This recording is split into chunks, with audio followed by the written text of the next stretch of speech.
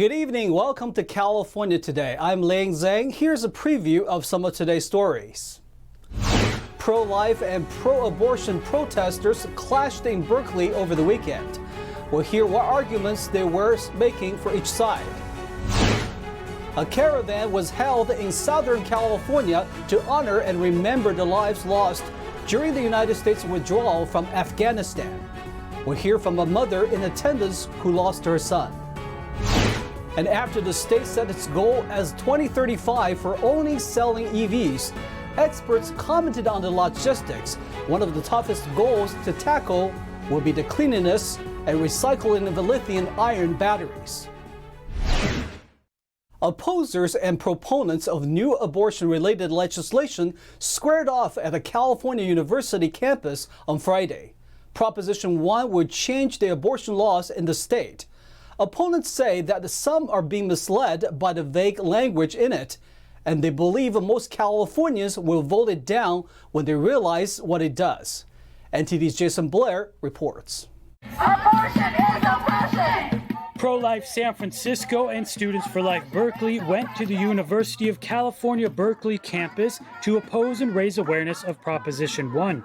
Prop 1, which will be on California's ballot this November, if passed, will amend abortion in California's constitution. It will allow abortion up until the moment of birth electively, which means even 24 hours before your due date, you could just choose to get an abortion.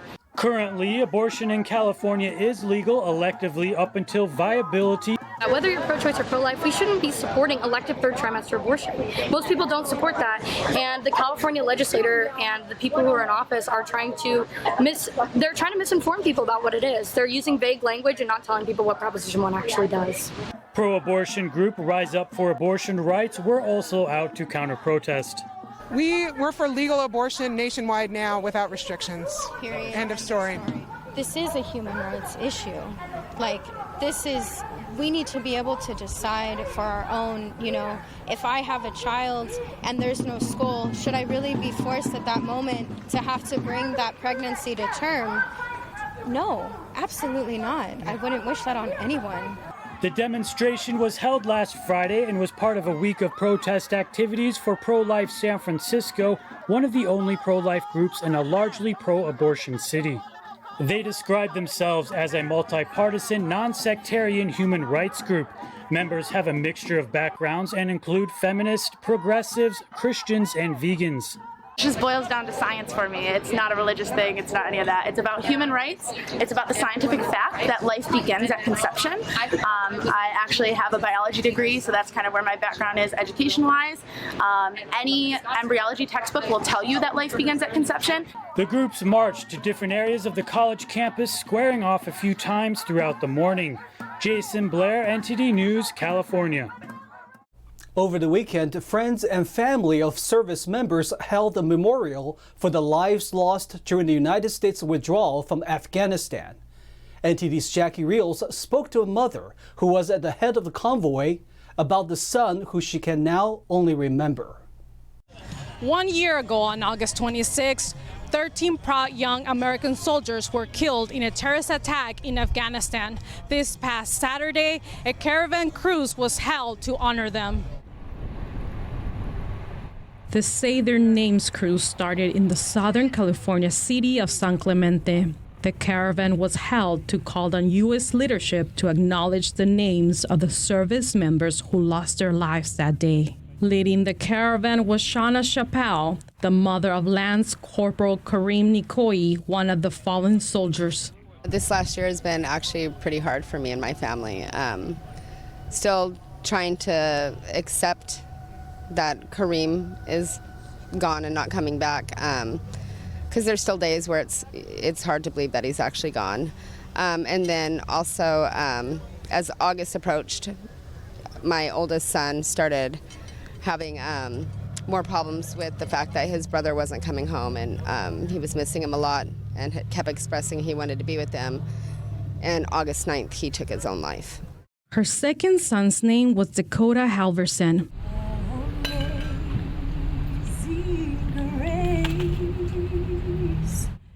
The caravan gathered together at the Fallen 13 Memorial Garden Square in Narco, where ceremony took place. Friends, family, and community members came to the solemn event to honor Kareem and support for Chappelle. I have my other kids too. They need their mom, I need them. So they keep me going. And I have my grandkids. I have 4 now because we just had 2 new ones added. And then, yeah, all the people that continue to show their love and support, Kareem's Marine brothers and everyone from my town. My town is very supportive, so it helps. Chappelle recalled what was best about her son. His personality. Kareem had a great personality. He always wanted to make sure everybody was laughing or smiling. So he would use his personality a lot to make sure you were laughing and smiling. And he was very, very caring, thoughtful, helpful. He was amazing in every way. As somebody, he was a person. He was my son. He was a good person. Like I said before, he was caring, thoughtful, helpful, just a really great person. He was only 20 years old. He's never going to get to have a wife or children. He was good in every way. The attack that took Nikoi's life happened last year as the United States withdrew from Afghanistan, marking the end of one of the longest wars in U.S. history. We will forever be grateful to the 13 soldiers who sacrificed their lives in Afghanistan to keep our country safe. Jackie Rios, NTD News, California. We have heard about California's push for more electric vehicles throughout the state. But more EVs mean more EV batteries. 2 industry experts tell NTD about the environmental feasibility of recycling these batteries. As California takes another leap towards banning sales of new gas-fueled vehicles by 2035, electric or hydrogen cars may soon be the only option for drivers looking to buy a new vehicle. The push for all-electric cars means many more lithium-ion batteries needed for powering these machines. 2 automotive industry experts weighed in on one of the most notorious environmental challenges of EV manufacturing, recycling lithium-ion batteries. It turns out that lithium-ion batteries are about 98% recyclable even today, and of course technology will improve that as we move forward. It's certainly true to say that the actual industry is in its infancy, and we do not as yet have the recycling infrastructure in place to do that. But we will. Again, it's another supply and demand thing. Wheatley, CEO of an off-grid EV charging infrastructure solutions company, says if the demand for EVs increases, so will the demand and need for improved recycling processes. Right now, there is no true process to take any of these large EV batteries, disassemble them, recycle them, and use that material for something else. There is nothing in place. There's people that have tried. There's a couple companies that are working on it, but they still have not come up with a solution that works. Fix, an automotive analyst, says current disposal processes are not environmentally friendly. According to Tesla, none of its, quote, scrapped lithium-ion batteries go to landfills. The company added that 100% of the batteries are recycled and reused. But Tesla's report does not reveal where those scrapped parts that go to third-party recyclers eventually end up. In the future, it'll be a nearly entirely circular business where we don't really have to do that. We don't need to go overseas for the materials that we need, the components that we need. Recycling will be a very, very vibrant business moving down the future. So, if the demand for EVs increases, manufacturers will need lithium-ion battery production volume to match, a process that requires rare earth metals. We don't mine cobalt, cadmium, nickel, mercury, neodymium, and there's 7 rare earth minerals because of the damage to the environment. So we are reliant on China. Despite the cars being clean, battery production isn't necessarily. Mineral mining might not impact U.S. soil, but according to an article by Yale University's School of the Environment, China has poisoned part of its land with chemicals from rare earth mining. On top of that, U.S. lawmakers have accused the Chinese Communist Party of using forced labor in its mining processes. But the Biden administration has made a push for more, quote, made in America EVs as part of his recently signed Inflation Reduction Act. For now, California's ban on sales of gas-fueled cars still awaits final federal approval. If finalized, drivers can still buy and sell old or used gas-powered cars even after 2035. Another prominent San Franciscan has been found guilty in a string of public corruption cases in the city. This time, the felony was bank fraud. A jury convicted Victor Macross, a prominent San Francisco real estate broker and investor, on Friday for bank fraud. According to the Department of Justice, he was found guilty of making false statements to a bank and of bank fraud tied to fraudulent representations made in a mortgage refinance loan application. Back in October 2021, both Macross and Harlan Kelly, the former general manager of the San Francisco Public Utilities Commission, were charged for conspiring to defraud $1.3 million from Quicken Loans, a financial lending institution.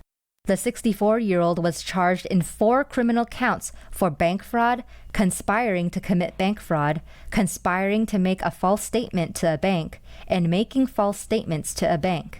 But the jury only convicted Macross of 2 counts, making false statements to a bank and bank fraud.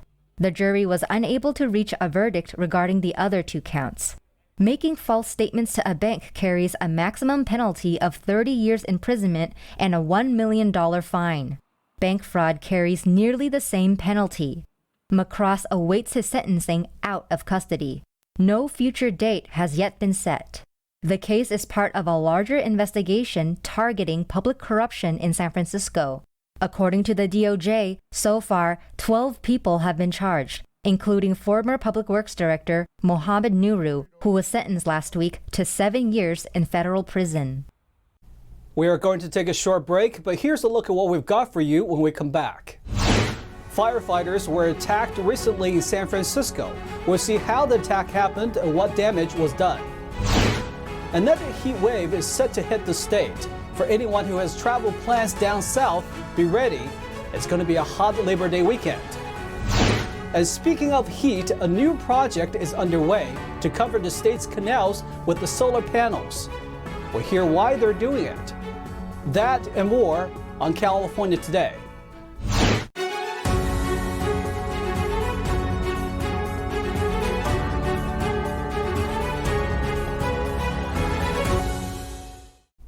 San Francisco saw repeated attacks and break-ins into its businesses and cars. The latest target being firefighters. According to the San Francisco Fire Department, paramedics were attacked by a heavy wooden object believed to be a stake taken from a tree.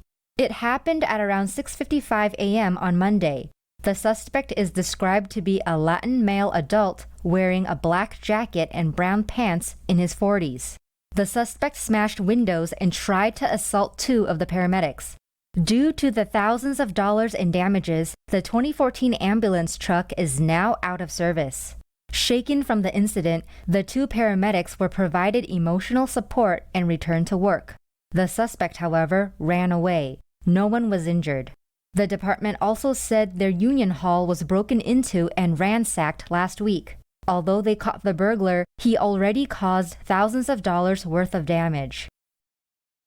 New data for a Southern California city says that the vast majority of robberies are being committed by homeless individuals.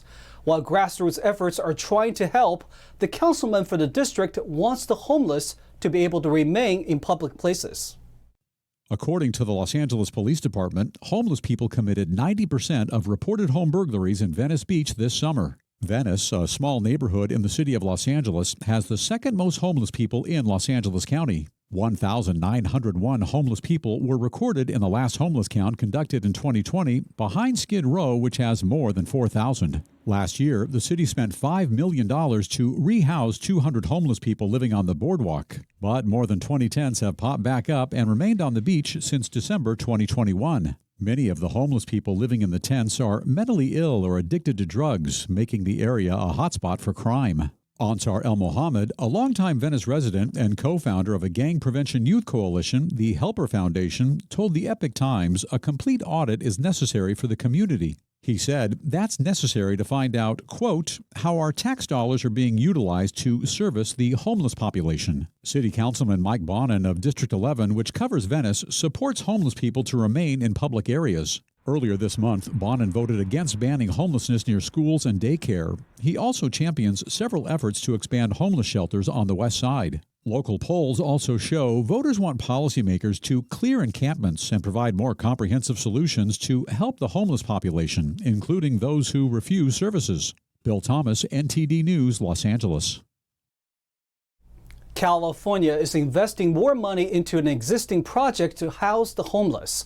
It's part of an effort to address the homeless crisis. Governor Gavin Newsom announced on Wednesday $694 million in a program called Home Key Awards. The goal is to create over 2,500 new homeless housing units statewide.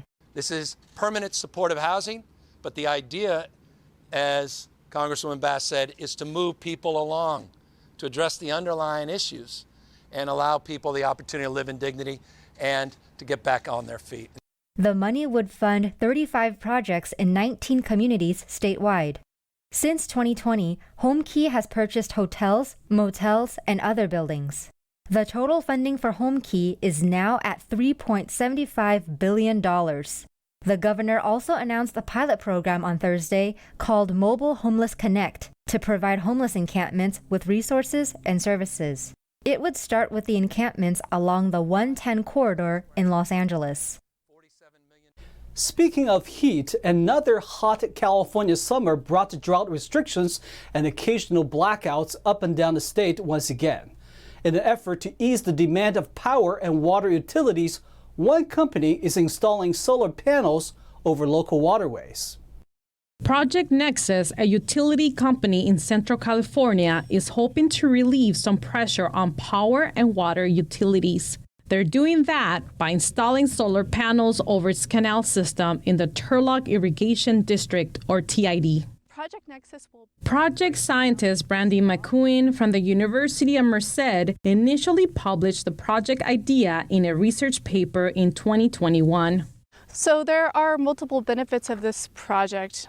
First of all, covering canals with solar panels would reduce evaporation, so we could save water. Secondly, it would avoid land use. Thirdly, it could, by shading the canals with solar panels, it would reduce aquatic weed growth and algae growth, which would save on operating costs. And lastly, there's a cooler microclimate. So water heats up more slowly than land, and this could enhance the efficiency of PV electricity production. The project is set to break ground mid-October in the towns of Hickman and Ceres. TID manager Josh Weimer explains some of the benefits for the company. Putting solar panels over this canal, if it reduces the amount of aquatic growth, it's going to save the district money, it's going to save us man hours to be able to focus on other areas. According to McCuin, the project could save 63 billion gallons of water, enough to supply 2 million people and irrigate 50,000 acres of cropland. So if we implemented solar canals statewide across the 4,000 canals, we estimate it could produce 13 gigawatts of renewable capacity, which is roughly half of what the state of California needs to meet their renewable capacity goals to have carbon-free sources of electricity by 2030. Though the project may be the first of its kind in the U.S., India was the first country to start putting solar panels over canals. McCuin said her project performed a robust analysis to create a feasibility study specifically for California. Jackie Rios, NTD News, California. Now let's check in with NTD's Thomas Christian for an update on sports.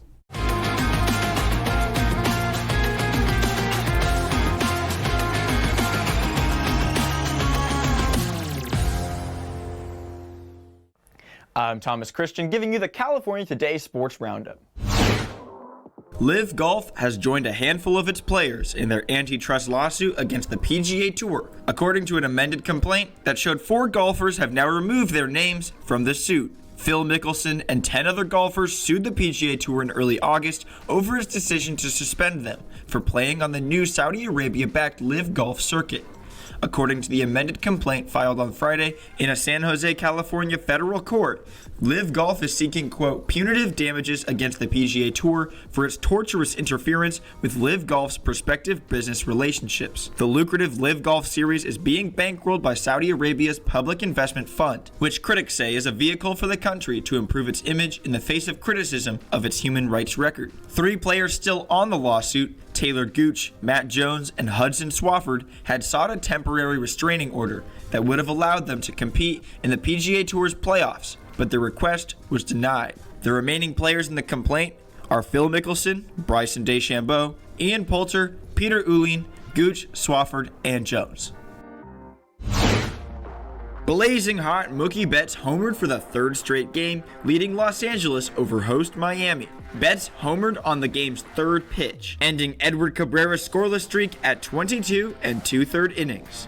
Betts ended the day 3 for 5 with a double and 2 RBIs. With the series finale to come on Monday, he is hitting 8 for 15, with 4 homers, 2 doubles, and 7 RBIs in the first 3 games. He has 31 homers this season, 1 short of his 2018 career high. Cabrera, making just his 15th career appearance, allowed 5 hits, 3 walks, and 6 runs in 5 and 2/3 innings.